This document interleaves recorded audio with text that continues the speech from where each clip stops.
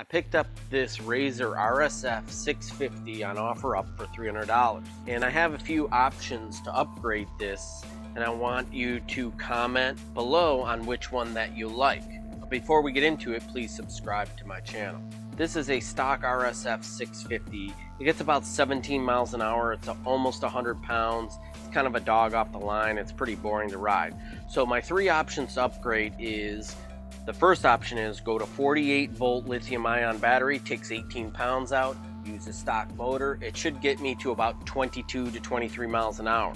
The second option would be use the 48 volt, upgrade the motor to 2000 watts and get up to about 35 miles an hour on this bike and build it out like a Ducati monster.